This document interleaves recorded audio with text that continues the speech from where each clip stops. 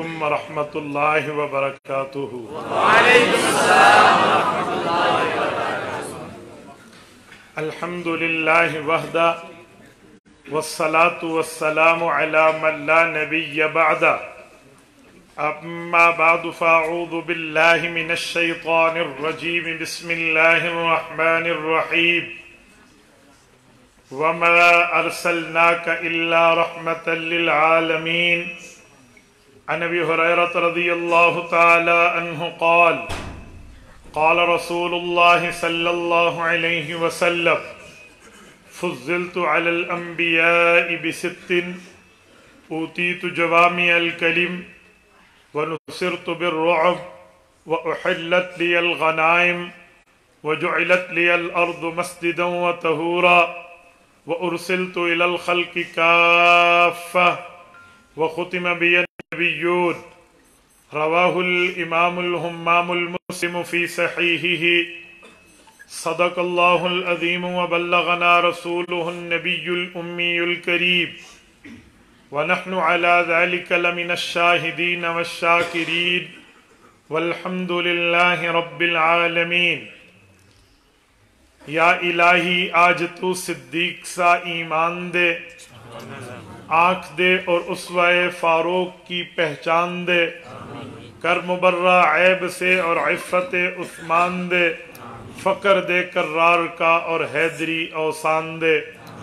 معزز دوستو، آج 18 دسمبر 2022 بروز اتوار ہے، اور آپ کے یہاں ہزارہ ڈویژن ایبٹ آباد سٹی جامع مسجد بلال میں مولانا عثمان صاحب، مفتی حماد صاحب، بھائی اسامہ حنیف صاحب کی دعوت پرخلوص پر آپ کی خدمت میں موجود ہوں۔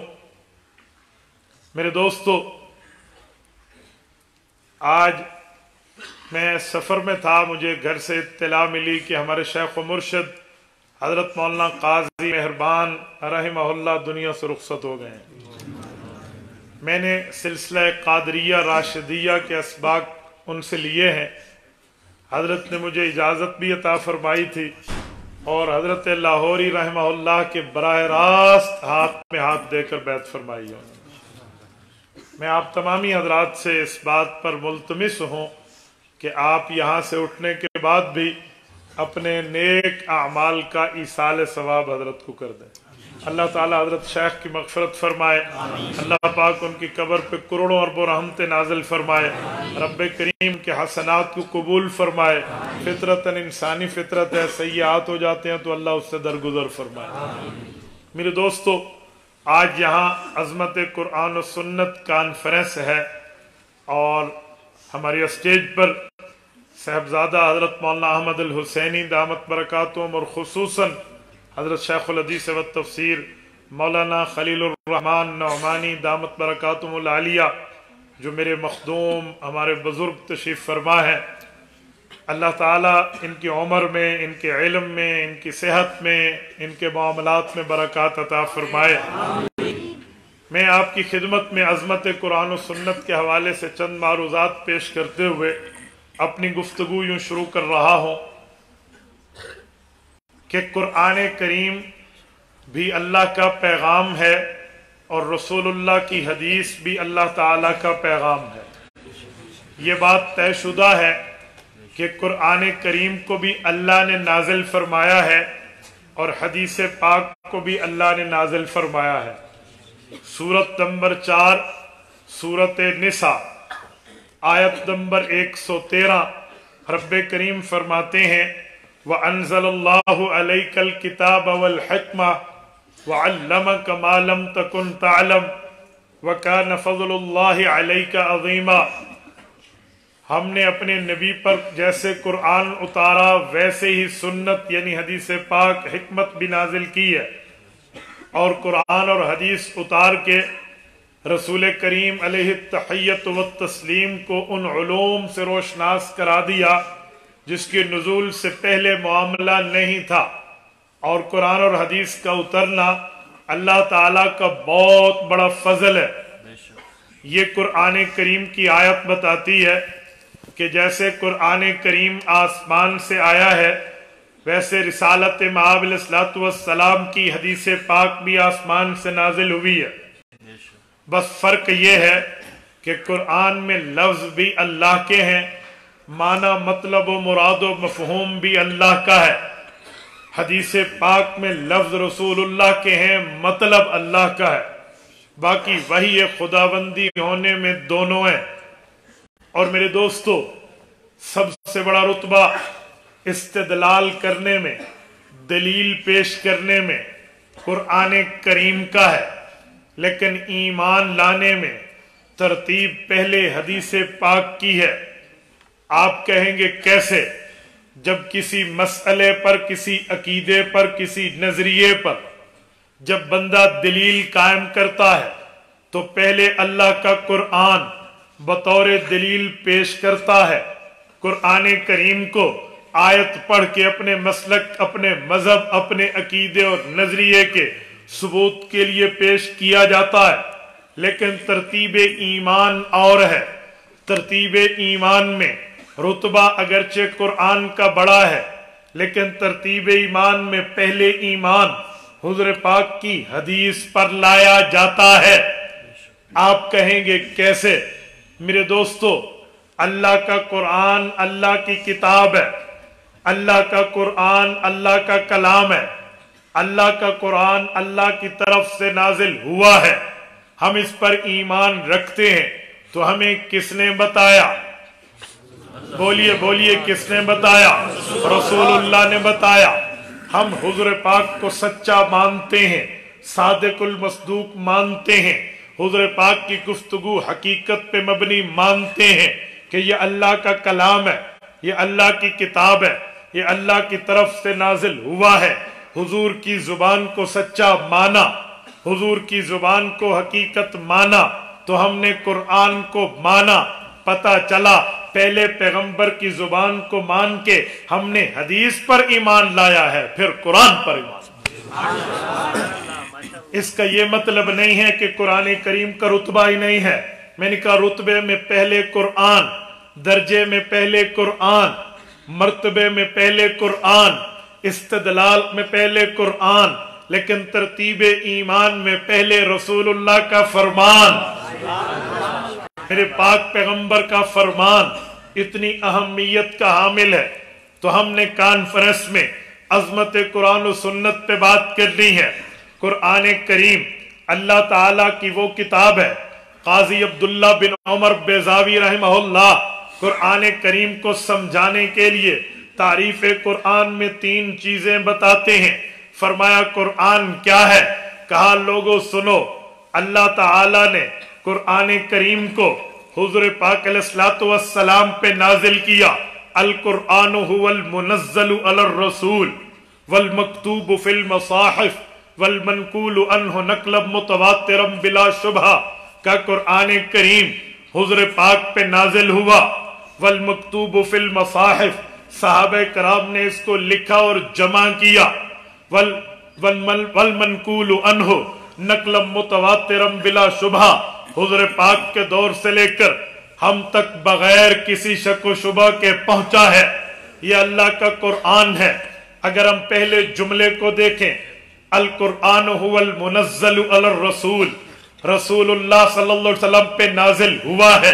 میرے دوستو، حضور پاک علیہ السلام پہ نزول قرآن ہوا، یہ بہت بڑا کرم ہے، بہت بڑا فضل ہے، اللہ کا بہت بڑا اکرام و اعزاز و انعام ہے۔ جب پاک پیغمبر پر قرآن آتا تھا تو حضور پاک علیہ السلام پر قرآن کیسے آیا؟ میں عظمت قرآن پہ دلیل دیتے ہوئے آپ کو سمجھانے کے لیے ایک بات بطور جھلکی پیش کر رہا ہوں، تفصیل نہیں، صرف جھلکی کے طور پہ۔ آپ لوگ اکثر سنا کرتے ہیں کہ یہ قرآن پہاڑ پہ نازل ہوتا تو پہاڑ ریزہ ریزہ ہو جاتا۔ یہ سورۃ الحشر ہے، آخری آیات ہیں۔ رب کریم نے اس سورۃ الحشر میں جو بات ہمیں سمجھائی ہے وہ میں آپ کی خدمت میں رکھتا ہوں۔ سورت نمبر 160 سورۃ الحشر، 3 رکوع، آخری آیات میں رب نے فرمایا لو انزلنا हाज़ल कुरआन अला जबलिन लरअयतहु खाशिअम मुतसद्दिअम मिन खशियतिल्लाह।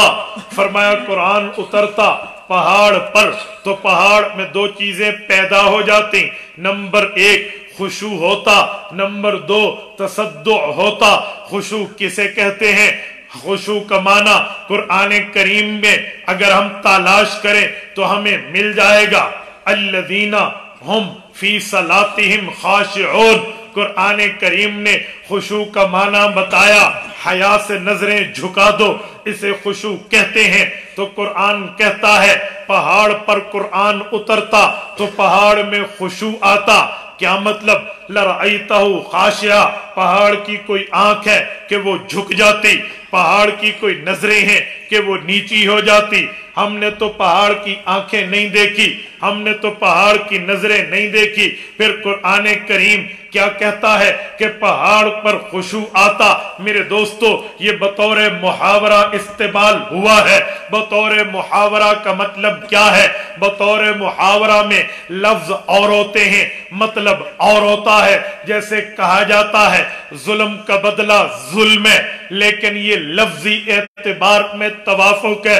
हालांकि जुल्म का बदला इंसाफ है, जुल्म का बदला जुल्म नहीं है। तो अल्लाह ने खुशू कहा है तो पहाड़ की आंखें झुकने का मतलब ये है, कोई बंदा कहे मैं बड़ा पावरफुल हूं, मुझ में अथॉरिटी है, मुझ में कुव्वत और हिम्मत और ताकत और सकत है, मैं बड़े बड़े चीजों को झुका दिया करता हूं। और उसके बाद जब कंपटीशन का टाइम आए, मुकाबले का वक्त आए और वो उस तरह मुकाबला न कर पाए जैसे इसने दावी किए थे, जैसे इसने दावा पेश किया था, उस तरह ये अपना परफॉर्मेंस पेश न कर सके। लोग कहते हैं तूने आंखें झुका दी, नाक कटवा दी, तूने हमें जलालत का मुंह दिखला दिया।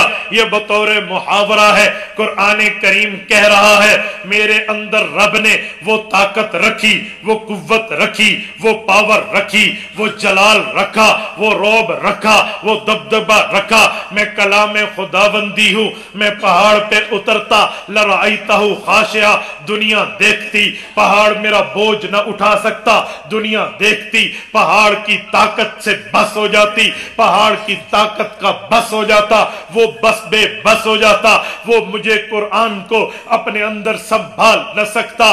तो गोया बिल्कुल वो अपनी ताकत पे अखीर हो जाता, लेकिन उससे कुरान न संभलता तो गोया उसकी आंखें झुक जाती। लरअयतहु खाशिया, आंखें झुक जाती। मुतसद्दिआ, तसद्दु किसे कहते हैं? लफ्जी तर्जुमा है, कोई चीज अंदर से बंद हो, कोई चीज बाहर से बंद हो, अंदर में कुछ चीज पैदा हो, मसलन गैसेस पैदा हो, या कोई केमिकल के मामलात में कोई चीज पैदा हो, जो चीज बंद है वो ब्लास्ट हो जाए, वो फट जाए, उसे तसद्दु कहते हैं। मैं मिसाल के तौर पे शोलतुल गाज, गैस के सिलेंडर की मिसाल पेश करता हूं। ये जो गैस का सिलेंडर है ये अक्सर औकात ब्लास्ट हो जाता है, ये फट जाता है। इसके अंदर केमिकल के तौर पे कुछ गैसेस ऐसी पैदा होती हैं जिसकी वजह से ये टुकड़े टुकड़े हो जाता है, नुकसान कर देता है। कुरान ने कहा अगर कलामे खुदा पहाड़ पे उतरता, लरअयतहु खाशिया, पहाड़ की आंखें तो झुकती, यानी वो कुरान के बोझ को बर्दाश्त न कर सकता। मुतसद्दिआ, उसमें यूं तसद्दु पैदा होता, उसमें यूं जलाल कलामे इलाही की वजह से इतनी गर्मी पैदा होती, इतनी शिद्दत पैदा होती, इतनी हिद्दत पैदा होती कि वो फट जाता, जिसका तर्जुमा है रेजा रेजा हो जाता। ये तो लफ्ज है रेजा रेजा होना। इसमें घुस के डीपली नजर से देखें, गहराई में उतर के देखें तो मतलब ये है लरअयतहु खाशिअम मुतसद्दिअम मिन खशियतिल्लाह, अल्लाह का रौब, अल्लाह की तरफ से खशियत, अल्लाह की तरफ से जलाल, अल्लाह की तरफ से दबदबा कलामे इलाही में इतना है। तो कुरान ने बता दिया ये कलामे इलाही की शान है। लेकिन एबटाबाद के गयूरों, मैं आपसे पूछता हूं, मुझे बताओ कलामे इलाही पहाड़ पे उतरता, पहाड़ टुकड़े टुकड़े हो जाता, पहाड़ रेजा रेजा हो जाता, पहाड़ ब्लास्ट ہو جاتا، اس کی آنکھیں گویا جھک جاتی، وہ قرآن کریم کے بوجھ کو، قرآن کریم کے وزن کو، قرآن کریم کے رعب کو ایکسپٹ کر کے قبول نہ کر سکتا۔ تو جب پہاڑ ٹکڑے ٹکڑے ہو جاتا، اب ہمارا مسلمان بڑا آدمی تو بڑا، چھوٹا بچہ بھی کلام اللہ پڑھتا ہے، چھوٹا بچہ بھی زبان سے قرآن ادا کرتا ہے، بچوں کی زبان میں قرآن پڑھا کے حافظ قرآن بنا دیا جاتا ہے، قرآن کریم ان کے سینے میں بٹھا دیا جاتا ہے، وہ قرآن پڑھتے ہیں۔ میں دیکھتا ہوں قرآن بچے کے سینے میں ہے، اس کا دل نہیں پھٹتا، بچے کے دل میں ہے، اس کے دل کے دورے کی تکلیف نہیں ہوتی، یہ تو نہیں جلتا، یہ تو ریزہ ریزہ نہیں ہوتا، اس کو تو بلاسٹ کی ترتیب نہیں آتی۔ کیوں بھائی؟ وجہ کیا ہے؟ کیا پہاڑ کی طاقت سے دل کی طاقت بڑھ گئی ہے؟ کیا پہاڑ کی بوجھ برداشت کرنے کی پاور سے ہمارے سینے میں گوشت کا لوتھڑا جو دل کہلاتا ہے اس کی طاقت زیادہ ہے؟ آپ کہیں گے جی نہیں، طاقت بھی زیادہ نہیں ہے، قوت بھی زیادہ نہیں ہے، پاور بھی زیادہ نہیں ہے، ہمت و سکت بھی دل میں پہاڑ کے برابر نہیں ہے۔ تو پھر وجہ کیا ہے؟ کلام الہی پہاڑ پہ آئے، ریزہ ریزہ ہو جائے، دل انسان میں آئے تو انسان کا دل خوش ہو جائے۔ وجہ کیا ہے؟ ریزن کیا ہے؟ سبب کیا ہے؟ معاملہ کیا ہے؟ اصل بات کیا ہے؟ میرے دوستو، اصل بات رسول اللہ کی ذات اقدس ہے، اصل بات آمنہ کے در یتیم کی قربانی ہے، اصل بات خاتم المرسلین کی قربانی ہے۔ آپ کہیں گے کیسے؟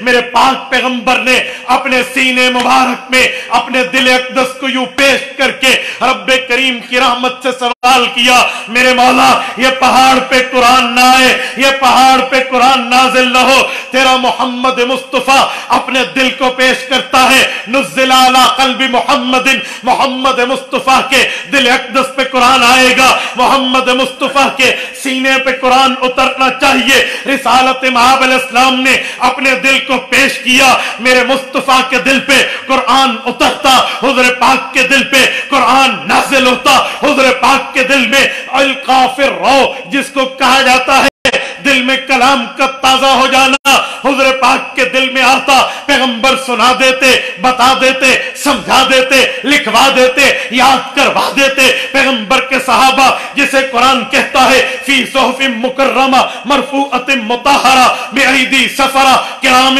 بررہ، یہ وہ لوگ ہیں جن کے پاس وہ صحیفے ہیں جن صحیفوں کی عزت اللہ کے فرشتوں کے ہاں بھی مسلم ہے، مرفوعہ بڑی بلندی والے ہیں، اور مرفوعہ کے بعد مکرمہ بڑی عزت و تکریم والے ہیں، ایدی سفرہ جن ہاتھوں نے، جن کاتبین وحی نے، جن محمد کریم علیہ التحیت و تسلیم کے صحابہ جو پیغمبر کا یارانہ ہے، اہل بیت جو پیغمبر کا گھرانہ ہے، انہوں نے اپنے ہاتھ سے کلام خدا کو لکھا ہے۔ بے ایدی سفرہ یہ وہ ہاتھ ہیں، کرام بررہ یہ فرشتہ صفت لوگ ہیں، حضور کے دل پہ اترتا، حضور لکھوا دیتے، وہ لکھواتے گئے، صحابہ کرام لکھتے گئے، اس وقت کا کرتاس میسر آیا، لکھ دیا، پتھر میسر آیا، چھید کے لکھ دیا، اس وقت چمڑا میسر آیا، چھید کے لکھ دیا، پتا میسر آیا، چھید کے لکھ دیا۔ رسالت مآب دنیا سے چلے گئے، اس وقت عرضہ اخیرہ ہوا۔ عرضہ اخیرہ کا مطلب کیا ہے؟ جبرائیل امین آئے، رسالت مآب کے پاس پہنچے، تقریباً 99% قرآن کریم اس رمضان میں مکمل ہو چکا تھا۔ اللہ کے رسول کو کہا، اے اللہ کے رسول آپ مجھے کلام خدا سنائیں، میں آپ کو کلام خدا سناؤں گا۔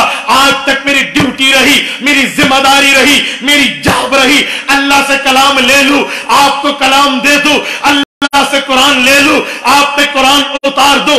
آج عرض خیرہ ہے، آپ بھی پڑھیے، میں بھی پڑھتا ہوں، منسوخ آیات کو چھوڑ کے ناسخ آیات جو ہم میں موجود ہیں ان کی تلاوت ہوئی، صحابہ کرام نے یاد کیا، حضور پاک نے صحابہ کو پڑھایا۔ استقرأ القرآن من اربعین، امام احمد نے مسند احمد میں ذکر کیا ہے، حضور پاک نے ابی بن کعب کے لیے فرمایا یہ قرآن کا ماہر، حضرت عبداللہ ابن مسعود کے لیے فرمایا یہ قرآن کا ماہر۔ اس طرح جملہ صحابہ کرام کو جن کو رسول اللہ نے چاہا اپنے دور میں قرآن کا ماہر، قرآن کا ایکسپرٹ قرار دیا۔ حضور پاک علیہ السلام جب دنیا سے گئے، یمامہ کی جنگ ہوئی، 1200 صحابہ ختم نبوت کی جنگ پہ ذبح ہوئے ہیں۔ اس کے بعد कुर्रा यूं शहीद होते गए, अगली नस्लों तक कलाम जाएगा कैसे, अगली नस्लों तक कुरान पहुंचेगा कैसे। अबू बकर सिद्दीक बैठे, पैगंबर के सहाबा, पैगंबर की आले बैत को बिठाया, ज़ैद इब्न साबित रज़ी अल्लाह अन्हु को कुरान की जमा की कमेटी का सरबराह मुतय्यन किया, कुरान की आयात मंगवाई, रुकू मंगवाए, पारे मंगवाए, मनाजिल मंगवाई, सूरतें मंगवाए, हिस्से मंगवाए, तमाम को जमा करके बैन दफ़्फ़तैन, दो गत्तों के दरमियान तुझे और मुझे अलहम्द की अलिफ से वन्नास की सीन तक कुरान दिया है। 86 मक्की सूरतों से लेकर 28 मदनी सूरतों तक कुरान दिया है। 120 पारों से लेकर 540 रकू तक कुरान दिया है। 7 मनाजिल से लेकर 30 पारों तक तुझे और मुझे कुरान दिया है। ये कुरान हम तक पहुंचा है, लेकिन सवाल ये है इस कलाम खुदा में न सहाबा का सीना छलनी हुआ, न ताबईन का सीना जलनी हुआ, न तबा ताबईन का सीना जलनी हुआ, न औलिया अत्किया अस्फिया फुकहा उलमा नस्ल दर नस्ल कुरान पहुंचाते, सुनाते, समझाते, याद करवाते गए। किसी में कुरान करीम को पढ़ने पढ़ाने में दिल को तकलीफ नहीं हुई। बाबा बात क्या है और वजह क्या है? कुरान का ऐलान है, लो अंज़लना हाज़ल कुरआन अला जबल लरअयतहु खाशिअन मुतसद्दिअन मिन खशियतिल्लाह। कुरान करीम पहाड़ को रेजा रेजा कर देता, दिलों को रेजा रेजा नहीं किया। और वजह क्या है भाई? वजह एक है, मोहम्मद मुस्तफा ने सीना पेश किया है, जलाली कलाम जमाली सीने से गुजरा, गरम कलाम नरम सीने से गुजरा। अल्लाह के जलाली कलाम में जमाल आया, गर्मी में नरमी आई, हरारत में बुरूदत आई, सख्ती में मामला ठीक हुआ। हुज़ूर पाक के दिल ने कुर्बानी दी, तकलीफ सही, दिक्कत सही, हर किस्म का मामला अपने दिल पे बर्दाश्त करके तुझे और मुझे यूं कुरान दिया है, जैसे कुरान कहता है वनुनज़्ज़िलु मिनल कुरआनी। अल्लाह ने कुरान में फरमाया मैंने कुरान उतारा शिफा बना के, मुमिन के लिए रहमत बना के। कुर्बानी मोहम्मद मुस्तफा की, तकलीफ मोहम्मद मुस्तफा की, दिक्कत और शिद्दत और हिद्दत मोहम्मद मुस्तफा बर्दाश्त करते चले गए। तुझे और मुझे कुरान दिया है, हम पढ़ते हैं, हम जलते नहीं, हमें सुकून मिलता। वजह रिसालत माब की कुर्बानी, वजह रिसालत माब अलैहिस्सलाम की तकलीफ को उठाना। इनके मुज़ाकरे ने तेरे नबी की जवानी को बुढ़ापे में बदल दिया। कहा मैंने अपनी ताकत, अपनी कुव्वत इस कुरान के हुसूल में लगा दी, अपनी जान को थका दिया। इतना सूरत नंबर 20 सूरत ताहा आयत नंबर 2 रब्बे करीम ने फरमाया मा अंज़लना अलैकल कुरआन लितश्का। महबूबम कुरान इसलिए नहीं उतरा कि आप खुद को थका दें। हुजूर ने अपना सीना पेश किया तो फिर मैं जुमला कहूं, हाँ हाँ कुरान ने कहा पहाड़ों पे उतरता, पहाड़ों को जला देता, रेजा रेजा कर देता, ब्लास्ट करके टुकड़े टुकड़ों में बदल देता।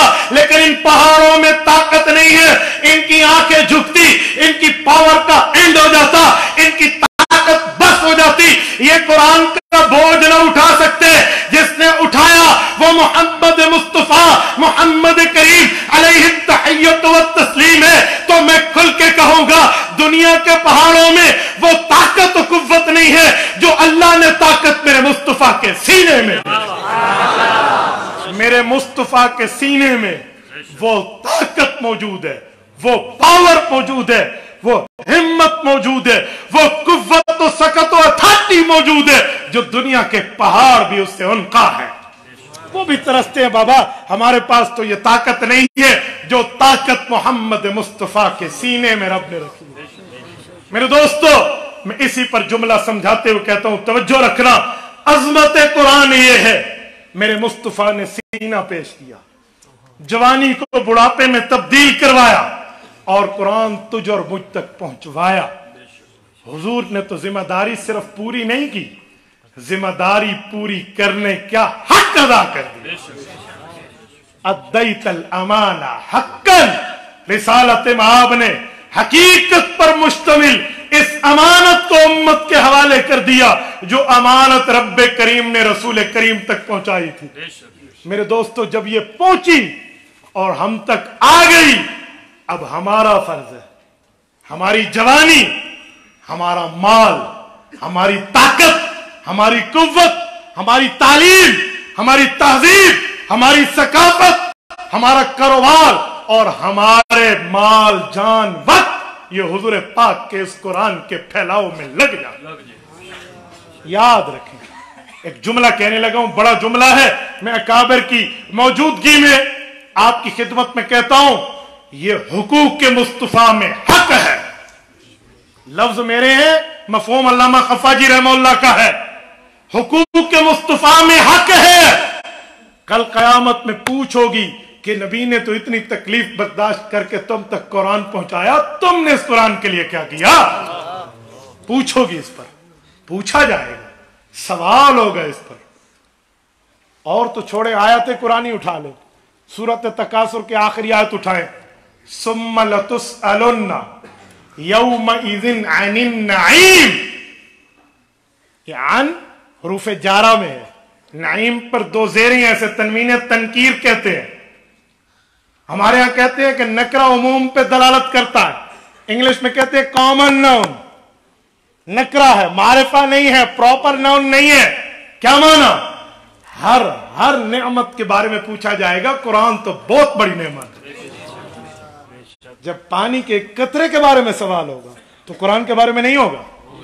تو پھر مجھے بتائیں، ہمیں کیا ضرورت پڑی ہے کہ ہم اپنی اولادوں کو قرآن پڑھانے کے لیے نہیں بھیج دیں؟ آج ہمیں لوگ کہتے مولوی بن گیا، آپ کہتے ہیں بچے کو عالم بناؤ، کھائے گا کہاں سے؟ عجیب دنیا. میں بہت حیران ہوتا ہوں کہ جب ہم یہ بات کہتے ہیں کہ اپنی اولاد کو حافظ بناؤ، عالم بناؤ، قاری بناؤ، مولوی بنے گا، کھائے گا کہاں سے؟ میں نے کہا بابا، الا وان النفس لن تموت حتى تستكمل رزقها. جمعہ کے خطبے میں تم حدیث پاک سنتے ہو کہ جب تک اپنا رزق پورا نہیں کرے گا موت نہیں آئے گی. تو رزق تو ماں کے پیٹ سے لکھا گیا ہے. رزق مقدر پہ، آخرت محنت پہ. آج تم نے الٹ کر دیا، رزق محنت پہ، آخرت مقدر پہ. تو بھائی رزق تو لکھا ہوا ہے، وہ تو آ کے رہے گا. نہیں مولوی بنے گا تو کھائے گا کہاں سے؟ پھر میں سمجھانے کے لیے ایک بات کہتا ہوں کہ جب ہمیں عوام یہ کہتی ہے نا کہ قرآن پڑھائیں گے، مولوی بنے گا، کھائے گا کہاں سے، تو پھر ہم ان سے ایک سوال کرتے ہیں کہ جب کھانے پینے کی باری آتی ہے تو آپ کیا کہتے ہیں کہ سب سے زیادہ کون کھاتا ہے؟ سارے نے، سب نے کہہ دیا، تسی بھی پکایا ہوا، سب سے زیادہ مولوی کھاتا ہے. تو پھر اپنے بچوں کو کیا بنائے؟ آگے بڑھنا نہ سیکھے. آج کل لوگ علماء کو مسئلہ پوچھنے کے لیے نہیں آتے، مسئلہ بتانے کے لیے آتے. مولوی صاحب مسئلہ ایسے نہیں ہے، ایسے ہے تو ایسے ہے نا. اچھا بھی تجھے پتہ ہے تو پوچھنے کیوں آیا؟ عالم کے پاس خالی دل لے کر جایا کرو. ٹھیک ہے، تو آپ خالی دل لے کر، تاکہ عالم آپ کو مسئلہ سمجھے. الٹا ہمیں بتاتے ہیں ایسے. تو میں نے عوام کو مثال دی. میں نے کہا مولوی سے آگے نہ بڑھو، پیچھے رہو. تم کہو گے دلیل، میں عقلی دلیل دیتا ہوں. چلو نص کے دلیلیں تو اپنی جگہ. عقلی دلیل یہ ہے کہ جو عالم کے پیچھے ہوتا ہے وہ زندہ ہوتا ہے، جو آگے بڑھ جاتا ہے وہ دنیا سے رخصت ہو جاتا ہے. کہتے وہ کیسے؟ میں نے کہا نماز میں اللہ اکبر کرے، مقتدی پیچھے یا زندہ ہے، اور جس کو آگے رکھا ہوا ہوتا ہے 4 تکبیریں اللہ وہ تو گیا، مولوی آگے نہیں چلنا. اور یہ بھی یاد رکھے، عالم پر امن ہے، دہشت گرد بھی نہیں. یہ بھی ہمارے اوپر ایک الزام ہے، اجی دہشت گرد ہیں. جتنے دہشت گرد پکڑے گئے ہیں، کوئی ہمارے مدرسے کا فاضل تھا، کوئی ہمارے دارالعلوم کا فاضل تھا. عالم پر امن ہے. عالم امن کا درس دیتا ہے، کبھی بھی وہ بدامنی کا درس نہیں دیتا. بلکہ عالم دین اگر روڈوں پہ بھی آئے، عالم دین سڑکوں پہ بھی آئے، اسٹرائک اور احتجاج پہ بھی آئے، تب بھی پر امن ہے. تازہ مثال 2019 کی ہے. قائد ملت اسلامیہ حضرت مولانا فضل الرحمان حفظہ الرحمان کراچی سے چلے ہیں آزادی مارچ لے کر. اسلام آباد کی فلک بوس چوٹیوں تک تشریف لائے ہیں. یہ 1500 کلومیٹر کے لگ بھگ کا سفر بنتا ہے. بائی روڈ ہوا ہے، بائی ایئر نہیں. لاکھوں کا قافلہ ساتھ ہے. ایبٹ کے غیوروں، میں نے نہیں دیکھا کسی ایک روڈ میں کسی روڈ کے گملے کو توڑا گیا، کسی ایک دکان کے شیشے کو توڑا گیا. ہم نے نہیں دیکھا. یقین مانیے بھائی افتخار، آپ حیران ہو، میں نے ان آنکھوں سے دیکھا ہے. وہاں پر جو ہمارے سکیورٹی کے حضرات تھے نا ادارے والے پولیس کے فورسز کے, 1-2 دن تو وہ چوکس ٹھہرے رہے نا, تو انہوں نے 2 دن میں محسوس کیا کہ مولوی دہشت گرد نہیں ہے, ان کا کوئی لڑائی فساد اور دوسرے کے دھنگے کے معاملات نہیں ہے. 2 دن بعد اگر ہماری انصار الاسلام پیرا دیتی تھی تو وہ آرام سے بیٹھے ہوتے تھے. اجی انہوں نے مسئلہ کوئی نہیں. حضرت نہ کوئی باجا تھا, نہ کوئی باجی تھی, نہ کوئی گولا تھا, نہ کوئی گولی تھی, کچھ بھی نہیں تھا. پرامن اس دھرتی پر قائد اعظم محمد علی جناح نے 1947 میں پاکستان دیا. اس وقت سے آج تک مجھے ایک احتجاج دکھائیں جس میں کوئی پھڈا نہ ہوا. تو اس سے پتہ چلا کہ مولوی پرامن ہے, مولوی لڑائی فساد والا نہیں ہے. تو اس لیے مولوی کی قدر کریں, مولوی سے پنگا نہ لیں, اور جو پنگا لیتے ہیں پھر اس کا حشر بھی دنیا دیکھتی ہے. ٹھیک ہے نا, آپ بہت اچھی طرح سمجھتے ہیں.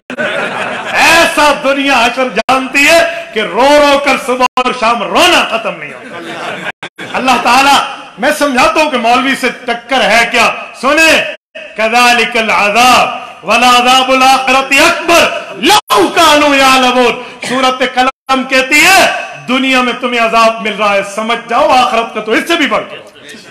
تو اسی لیے قرآن کریم علماء سے پڑھیں اور علماء کرام کو پرامن سمجھے, دہشت گرد نہ سمجھے.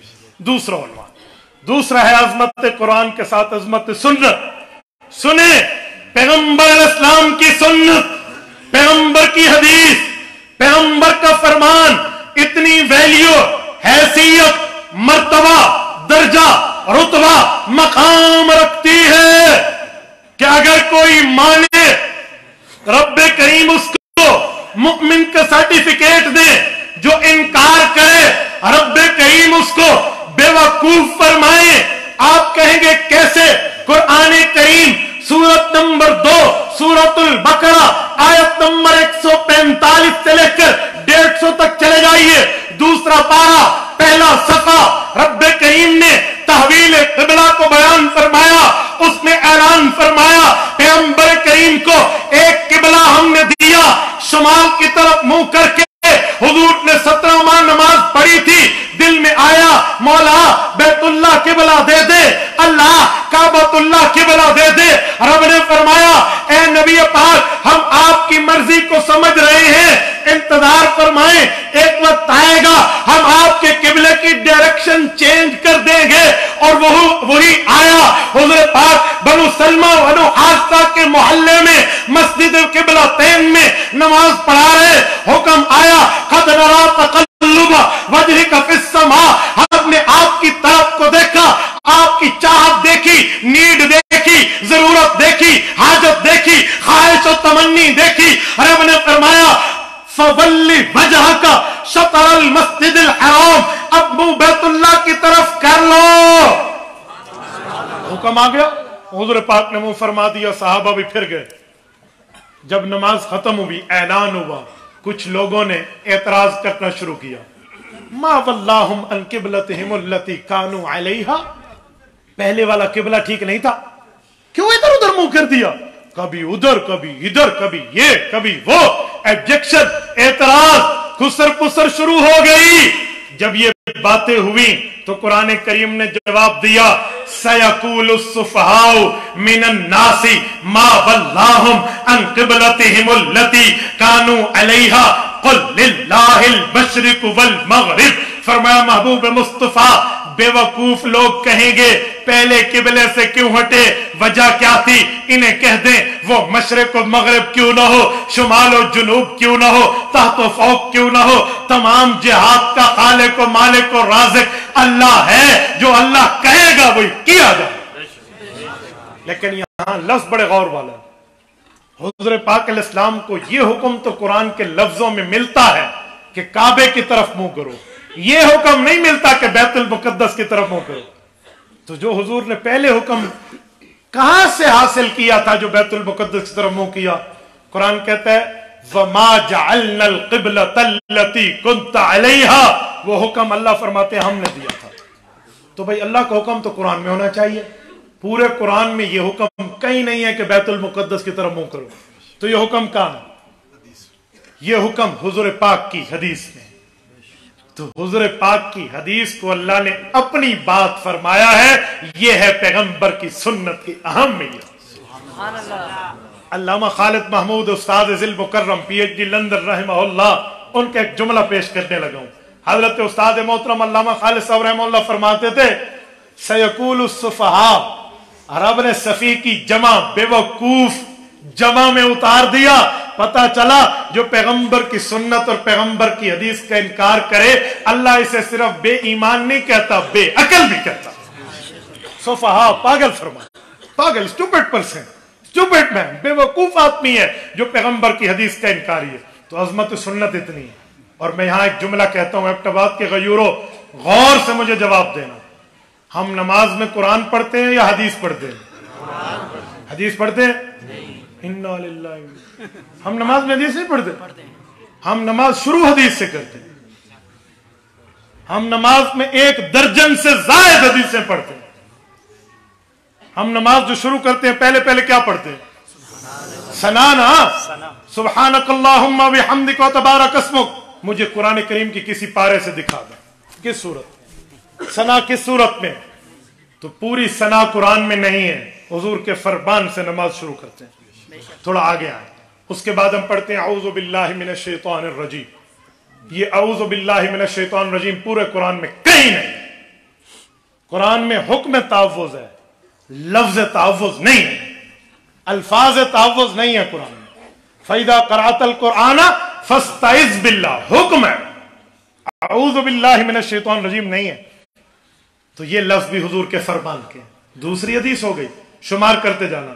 اس کے بعد سورۃ الفاتحہ قرآن ہے ساری، اس کے بعد بسم اللہ پڑھتے ہیں، وہ قرآن ہے، اِنَّهُ مِن سُلَيْمَانَ وَإِنَّهُ بسم اللہ الرحمن۔ اس کے بعد سورۃ الفاتحہ قرآن ہے۔ پھر ہم آمین کہتے ہیں، آمین تیسرا نمبر۔ آمین پورے قرآن میں کہیں نہیں ہے۔ آمین استجب کے معنی میں ہے، ہاں، ایکسپٹ می مائی پریئر، اے میرے مولا میری دعا کو قبول فرما لے۔ یہ جو آمین ہے، صحیح بخاری میں قال عطا آمین دعا، کہ آمین دعا ہے، یہ آمین یہ بھی حدیث پاک میں۔ اس کے بعد ہم رکوع میں جاتے ہیں، سبحان ربی العظیم حدیث پاک ہے، سمع اللہ لمن حمدہ حدیث پاک ہے۔ کتنے نمبر ہو گئے؟ 5۔ اس کے بعد ربنا لک الحمد 6 حدیث پاک ہے۔ سجدوں میں گئے ہیں، سبحان ربی الاعلی والی تسبیحات تکمیلا، یہ حدیث پاک ہے۔ کتنی ہو گئی؟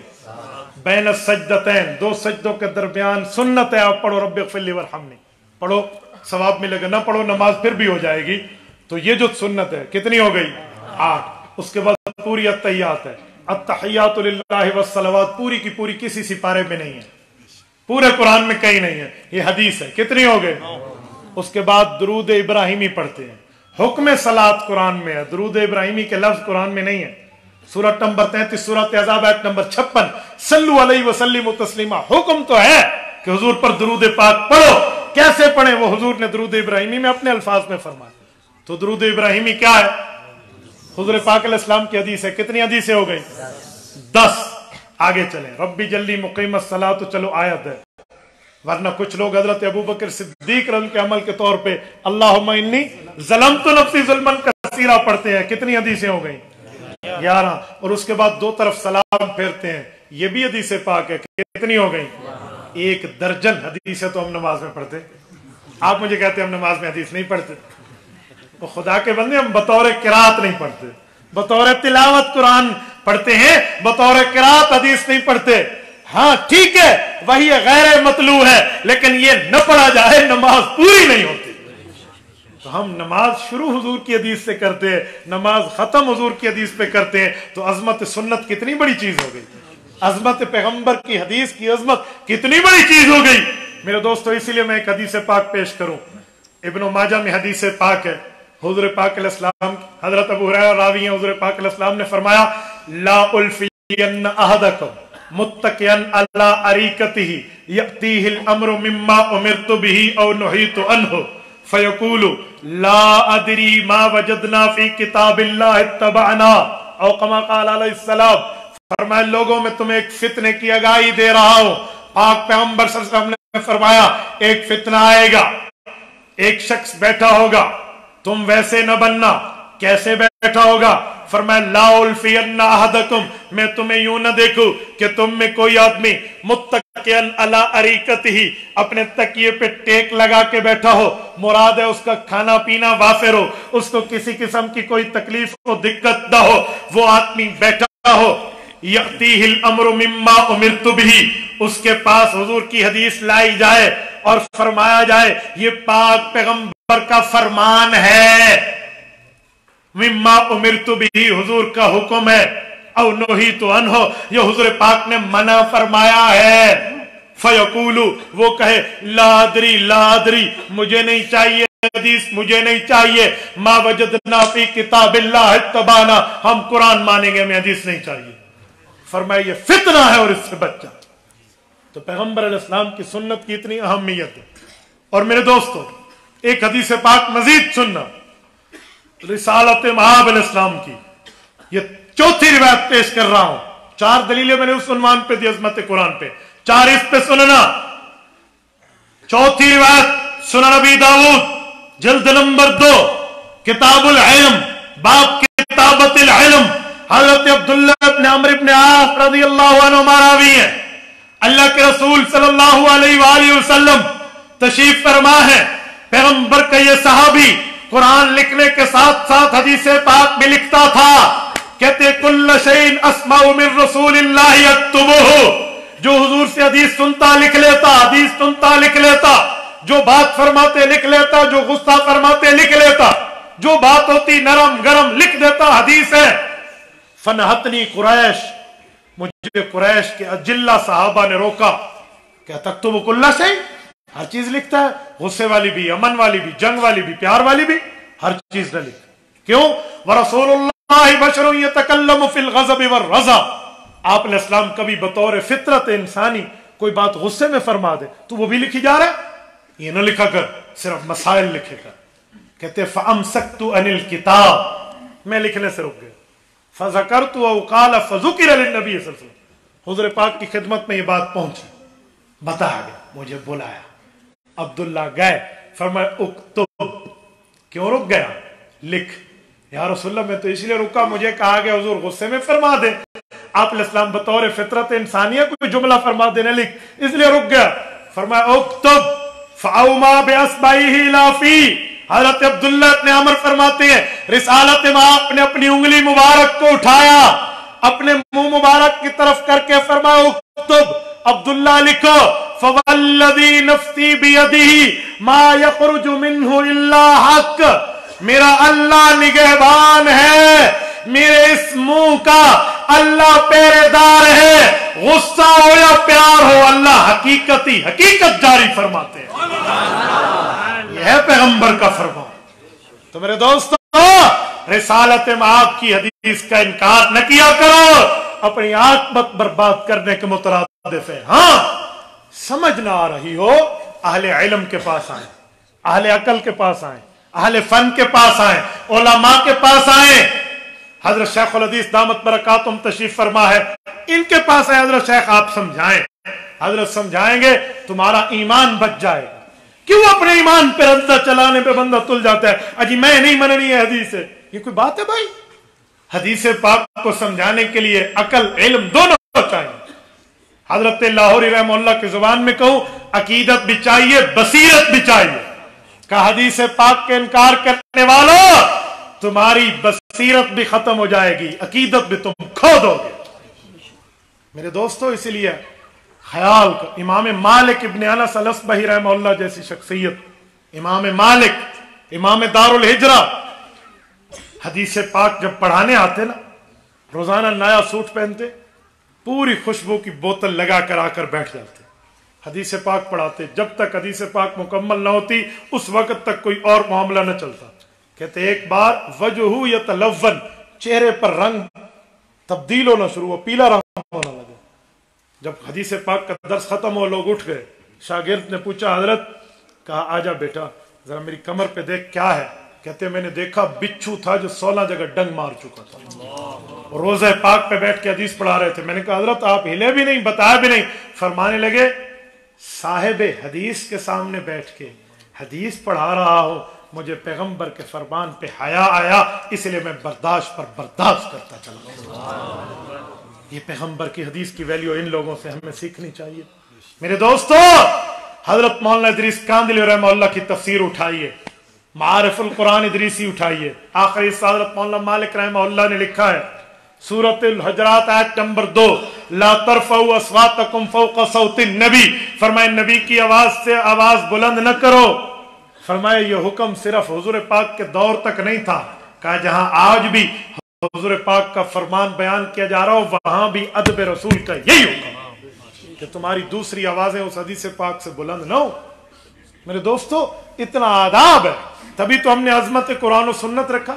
آج مسئلہ یہ ہے لوگوں کو اپنی سمجھ کے مطابق فتویٰ لگانے کا شوق ہو گیا، ہر بندہ بلف ماسٹر بنا پھرتا ہے، ہر بندہ 30 31 32 بار خان بنا پھرتا ہے، جس کے جی میں جو آتا ہے وہ ٹھوک دیتا ہے۔ نا بابا، یہ اللہ کی بات ہے، رسول اللہ کی بات ہے۔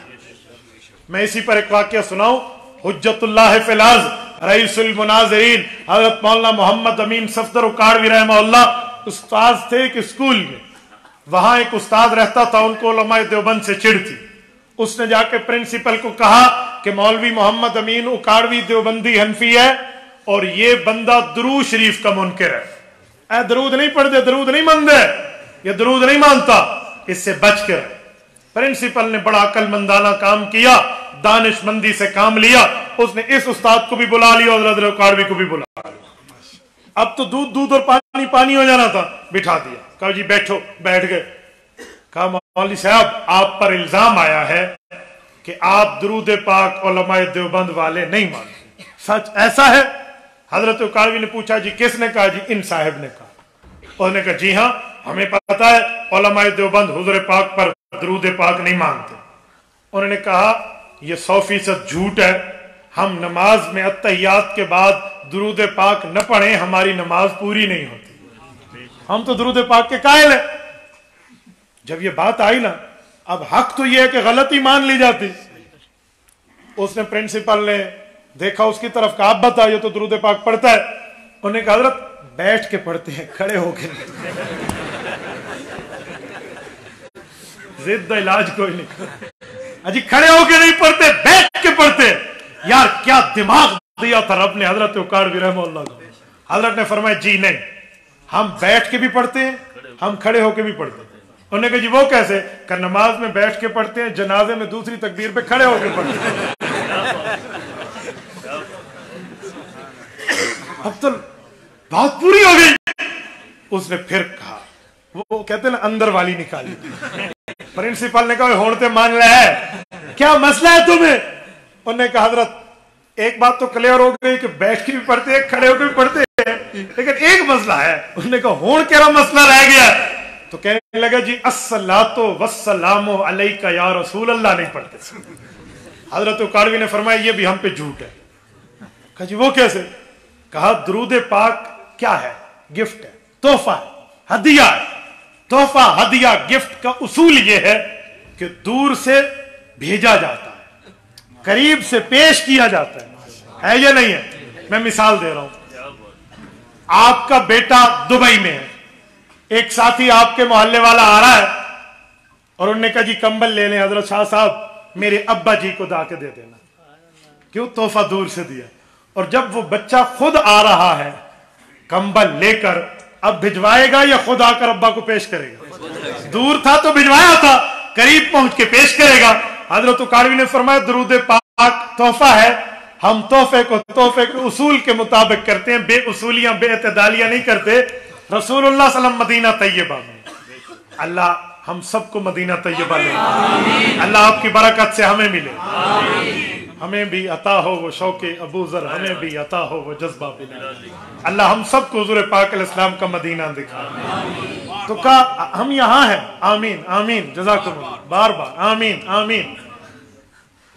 میرے دوستو یہ صرف محبت کے لفظ نہیں ہے، میرے رونگٹے کھڑے ہو جاتے ہیں۔ میں اللہ کے گھر میں بیٹھا ہوں، ضبط کا بندھن ٹوٹ جاتا ہے۔ آپ ایک دفعہ مدینہ طیبہ جائے تو صحیح۔ بندہ خود کو اس قابل نہیں سمجھتا کہ میں اس مقام پہ اس شخصیت کے سامنے ہوں جس کے لیے اس کائنات کو تخلیق کیا۔ रोज़े अक़दस पर वक्त है तो मैं एक वाक़या अर्ज कर दूं इसी हवाले से। भाई अहमद बैठे ना, तो मुझे हजरत लाहौरी रहमतुल्लाह से बराह रास्त इसके खानदान की इनकी निस्बत है। हजरत काजी अरशदुल हुसैनी दामत बरकातुहुम की पहली बैत जो है वो हजरत लाहौरी से, हजरत इनके वालिद मोहतरम की 1962 में उनका इंतकाल है। 61 में हजरत की उम्र 9 साल थी जब उन्होंने बैत की थी। तो खानदान है, मुझे हजरत लाहौरी याद आ जाते। मैं जब मदीना तैयबा में था ना, पहली मरतबा पहली दफा जब गया, आपको पता है जब बंदा पहली दफा जाता है तो पहले जब न गया हो ना, तो पहले बंदे को तरसता है यार, तरस होती है कि हम जाए वहां पे, और जब एक बार देख के आता है फिर दोबारा जाने के लिए तड़पता है। अभी मुझे कल सब कह रहे थे ना कि हम 22 को जा रहे हैं, यकीन मानिए मैं पता नहीं क्या बात कर रहा था, मैंने सारी बात रोक के इनसे पूछा, मैंने कहा कैसे जाना है, कैसे आना है? मदीना है। कहते ना आने वालों ये तो बताओ शहर मदीना कैसा। हजरत लाहौरी रहमतुल्लाह अलैह के सिलसिले के बुजुर्ग मुझे वहां मिले। पहली मरतबा जब मैं गया, सुनने वाला वाकया है मुसलमानों, मैं बात पूरी कर रहा हूं, तवज्जो रखना। आने दे बच्चे को, आने दे, आ जाओ बेटा, पता नहीं कोई मेरे मुताल्लिक़ चीज होनी है, चलो बिस्मिल्लाह। वो मुझे मिले और मुझे फरमान लगे मुफ्ती साहब आप रोज़े पाक पे सलाम पढ़ने तो जाएंगे? अभी हम होटल में आए थे। तो मैंने कहा जी हाँ। कहते हम इकट्ठे जाएंगे। मैंने कहा बहुत अच्छी बात है। कहते हैं एक बात भी अर्ज करनी है आपको कि हमारा खानदान हजरत लाहौरी का यहाँ मदीना तैयबा का मेजबान था। हजरत लाहौरी जब तशरीफ लाए थे, उन्होंने रोज़े नबवी पे हाजिरी की अपनी एक आदत बताई थी कि वो आपको बतानी है, उसके बाद हम रोज़ा पे सलाम पढ़ेंगे। मैंने कहा जी बहुत अच्छा, बताइए। उन्होंने कहा आप जो रोज़ा पे जाएंगे क्या करेंगे वहां? तो मैंने पूरी तरतीब अर्ज की जो हमने शरीयत में पढ़ा है कि रोज़े पाक पे जो बंदा जाए तो किसी के घर खाली हाथ न जाए, दुरूद पाक का तोहफा ले जाए, कुरान करीम पढ़ के हुजूर पाक की खिदमत में ले जाए, हजरत शैखैन के पास ले जाए, जिन दोस्तों ने सलाम दिए हों वो पहुंचाए। तो मैंने सारी और इस्तिशफा करे रिसालत में आपकी खिदमत में पूरी बात पेश की। उन्होंने कहा ठीक है, सब पे ठीक कर दो। कहा एक चीज रह गई। कहा मैंने कहा क्या? मैंने बड़ा सोचा, मेरे पास जवाब नहीं था। सीधी बात है, जितना मुझे पता था मैंने सुना दिया। मुझे कहने लगे कि हजरत लाहौरी फरमाते थे मेरा एक ज़ौक़ है। कहा वो क्या है? कहा हुज़ूर पाक के सामने जब हजरत लाहौरी जाते तो वहां अर्ज करते कि या रसूलल्लाह मैंने सलाम भी पढ़ लिया, दरूद भी दे दिया, आपको दोस्तों के सलाम पहुंचाने थे वो भी दे दिए, और जिन दोस्तों ने इस्तिशफा या अपनी जो भी पूरी बात हो गई, अब एक चीज रह गई है। आपने अपने चचा हजरत अबू तालिब को कहा था कि अगर आप मेरे कान में मेरे चचा कलमा पढ़ लें तो मैं अकेला आपके ईमान का गवाह क़यामत में काफी हो जाऊंगा।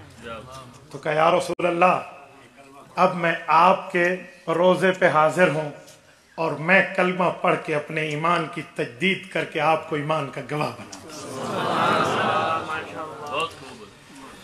मेरे जिस्म के रोंगटे खड़े हो अल्लाह का। फिर हजरत लाहौरी हुज़ूर पाक के रोजे पे कलमा तैयबा पढ़ते और अपने ईमान की तजदीद करते। सुने ईमान की तजदीद करके हुज़ूर पाक की खिदमत में अर्ज करते या रसूल अल्लाह ये जो मैं सलाम पढ़ रहा हूं और ये जो मैं कलमा पढ़ रहा हूं ये आपको अपने ईमान का गवाह बना रहा हूं और अमानत आपके हवाले कर रहा हूं। आपका नाम सादिक और अमीन है, आप सच्चे भी हैं, अमानत के रखवाले इतने हैं कि जिन काफिरों ने आपके घर का घेराव किया था उनके बाप दादाओं की अमानतें उस वक्त भी आपके पास थी। या रसूलल्लाह इस फकीर उम्मती, इस हकीर और गरीब उम्मती की ये अमानत भी अपने पास संभाल लें, कयामत में अल्लाह ताला के दरबार पे मैं आपसे लूंगा अपने ईमान को साबित करने के लिए। अल्लाह हू अकबर। और फिर एक जुमला हजरत लाहौरी मोहब्बत अजमत सहाबा में डूब के फरमाते कि हमें शरीयत बताती है कम अज कम शाहिदान होने चाहिए, 2 मुसलमान गवाह हों जो लेन देन के मामले पे गवाही दें। तो कहा ये निसाब भी इस रोजे में पूरा है। लाहौरी फरमाते हजरत अबू बकर और उमर रज़ी अल्लाह अन्हुमा आप दोनों हमारे इस मुआहदे पे गवाह हो जाए। कल क़यामत में दरबार इलाही में आमद अली के ईमान का सवाल होगा। मैं हुजूर से अपने कलमे के ईमान वाली गवाही लेकर अगर दरबार इलाही में पेश करूंगा, आमद अली को जन्नत जाने में कोई नहीं रोक सकता। کیا سعادت ہے. میں اسی لیے کہتا ہوں اللہ تعالیٰ بڑا کریم ہے، جسے چاہا در پہ بلا لیا، جسے چاہا اپنا بنا لیا. یہ بڑے کرم کے ہیں فیصلے، یہ بڑے نصیبوں کی بات ہے. اللہ ہم سب کو عطا فرمائے. تو روزہ پاک پر تو ایسی چیز ہوتی ہے. وہیں آئے میں حضرت اکاڑوی کو جملہ سنا رہا تھا، بات ادھر آ گئی.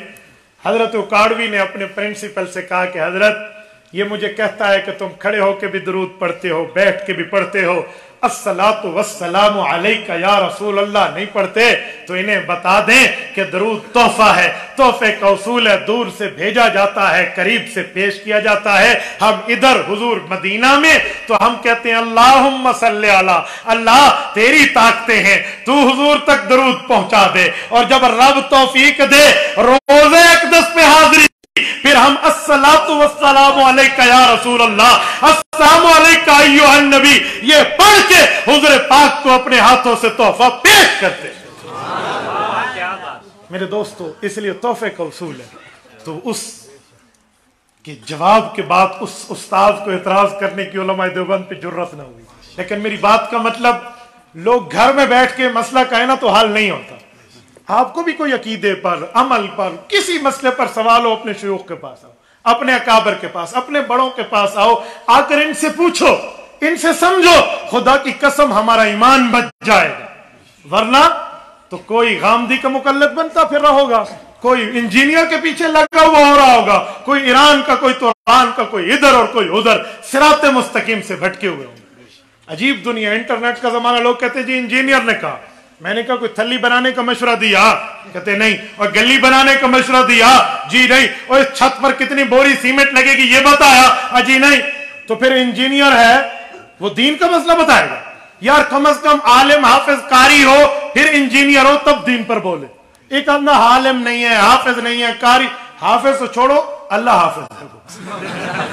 ایک ہوتے ہیں حافظ، ایک ہوتے ہیں اللہ حافظ. ایک اللہ حافظ ہے، اس کو تم نے صرف انجینئر، جسٹ انجینئر وداؤٹ عالم، اس کو تم نے اپنے دین میں مقتدا بنایا. ایک شخص نے مجھے کہا کہ مولانا انجینئر بات نہیں کر سکتا. میں نے کہا کر سکتا ہے، لیکن اپنی انجینئرنگ میں، دین کے بارے میں نہیں. ہاں اس کو دین کے بارے میں بات کرنے کا شوق ہے، علماء کے پاس آ جائے، عالم بن جائے، کوئی پرابلم نہیں ہے.